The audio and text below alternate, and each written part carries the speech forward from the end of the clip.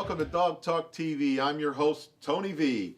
We're here to help you establish a better relationship with your dog so we can keep the dog in your heart and out of the shelter or the pound. And we do that by focusing on the human part of the human nature theory. So in our previous episode, we talked about the difference between the human side and the nature side. Just to recap, animals are nature.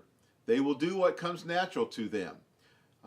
So if you as a dog owner are not happy with your dog doing things that comes natural to them, then you as the human side of that human nature theory, you must make changes to their behavior. And we do that by following the theory that says in human nature, people and animals will choose easy and habitual over hard and deliberate. So again, an animal does what's easy to them, they do what's habitual to them, they do what's natural to them. So we adults have the ability to make a decision about how to do something differently.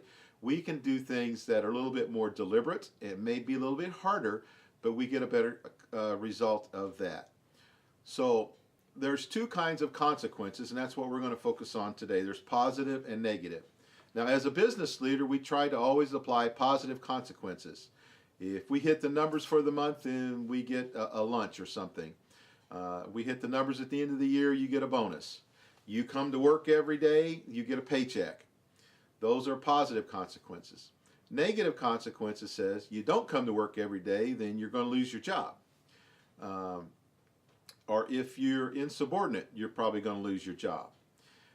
So those are kind of negative things. In the dog training world, positive consequences mean things like the food treats.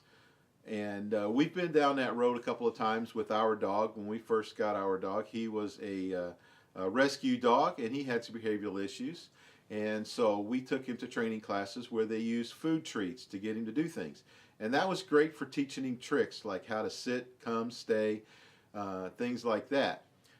So positives, there is a place for positive consequences in the world. However, the dog does not have the ability to think about when those positive consequences are absent. So if a dog does not come or does not sit and we do not give them a dog treat, they really may not understand that they're missing something, whereas a human would. So if you were to come to work every day and not get a paycheck, you would know that. But a dog doesn't always realize that. So sometimes we have to use negative consequences. And negative consequences does not mean hurting a dog. It just says you do something to change their behavior, that you help communicate with your dog. Because really, the relationship between you and your dog is about communication more than anything. And in some upcoming episodes, we'll talk more about how to communicate. But for now, let's talk about the negative consequences. So if you want to have a dog stop doing something or do something and they do not do what you expect, then you should give your dog a correction. A correction does not mean being harmful or mean or brutal. It means making a change in how you communicate with your dog so that they understand that what they just did or did not do was unacceptable. And this is how we get around to training the dog.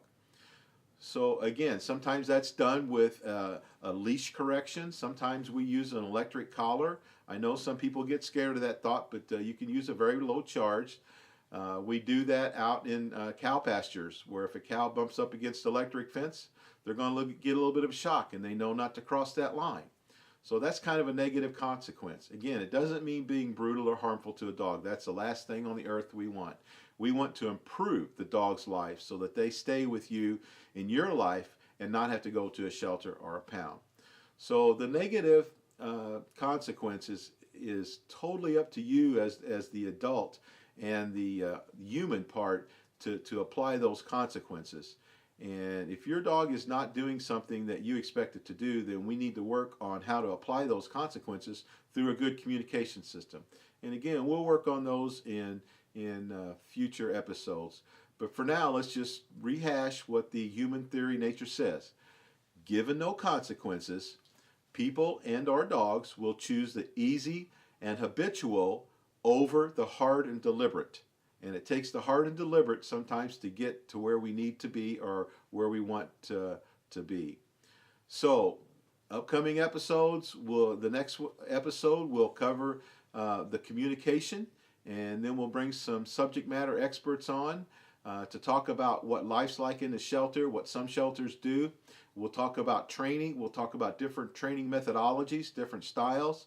And again, we'll bring some of those people who are experts in dog training on the channel to teach you about those. So for now, signing out, this is your host, Tony V, saying have a doggone good day and keep that dog in your heart, not in the shelter of the pound.